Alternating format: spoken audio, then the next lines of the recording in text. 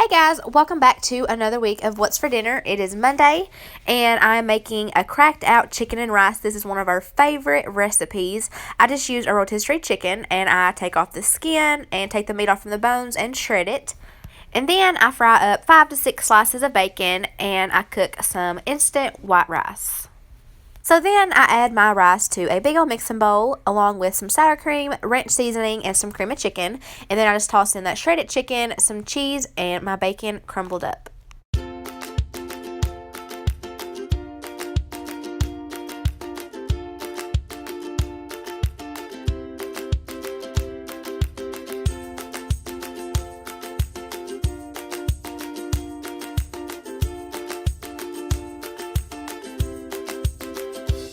Now I'm just transferring everything to a 9x13 greased baking dish, and then I top it with some more cheese and I let it bake at 350 for 25 minutes.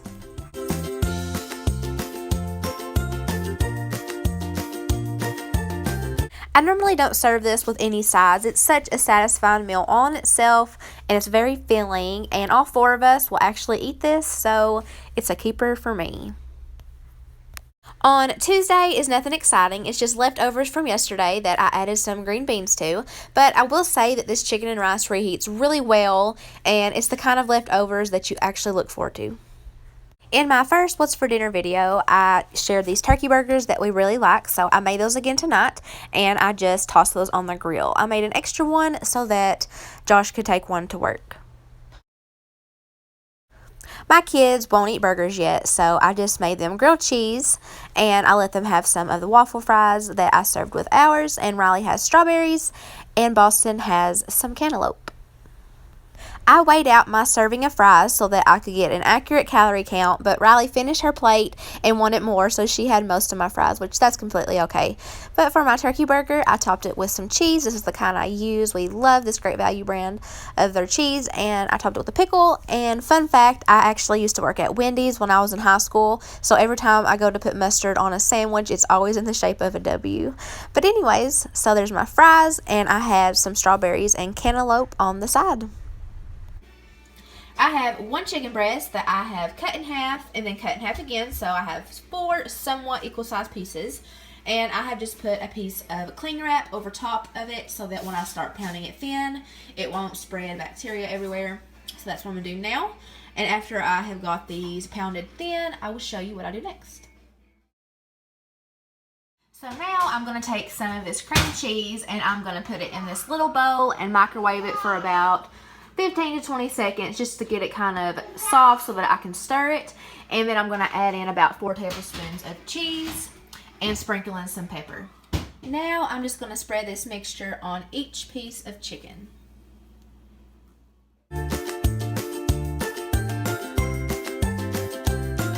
Now I'm going to roll up each piece of chicken, and then I'm going to season it with some salt, pepper, and garlic powder, and then I'm going to wrap 1 slice of bacon around each piece.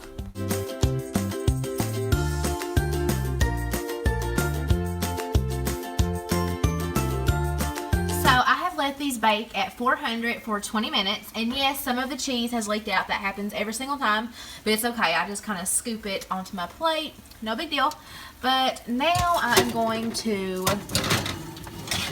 turn my broiler on, and I'm going to let those tops get crispy for about 5 minutes, and then I'm going to flip it over and let it go for 3 to 4 minutes.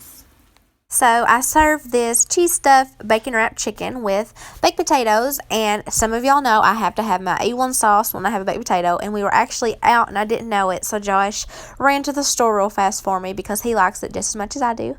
But I also served it with a little side salad with some croutons and ranch. Boston had some waffles, strawberries, and cantaloupe, and Riley asked for chicken and fries, so I just put a chicken patty and waffle fries in my air fryer, and then I cut up the chicken patty and served it with some apples. And that was dinner for Thursday. I'm making a ravioli lasagna. This is something that all 4 of us love. It's really easy to put together and it's cheap.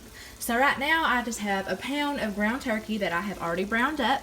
You can use ground beef or sausage, whatever you want. And I just seasoned it with salt, pepper, some onion powder, and garlic powder. Now I'm going to add in this whole can of pasta sauce. Just use your favorite kind.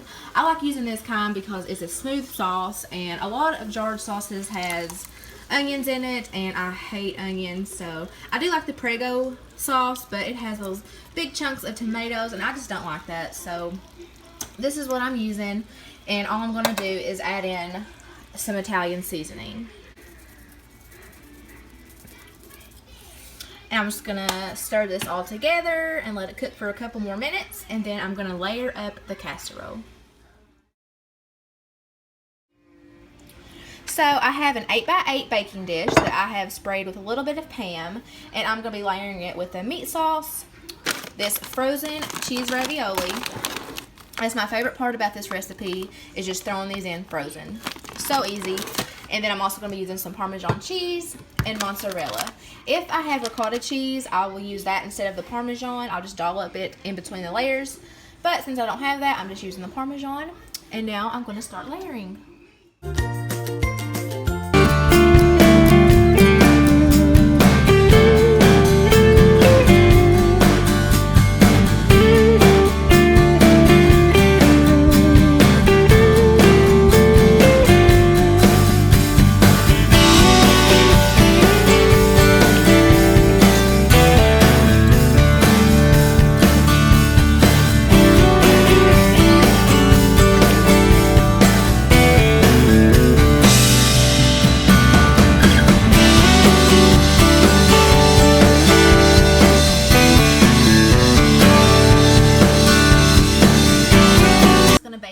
At 350 for 35 minutes.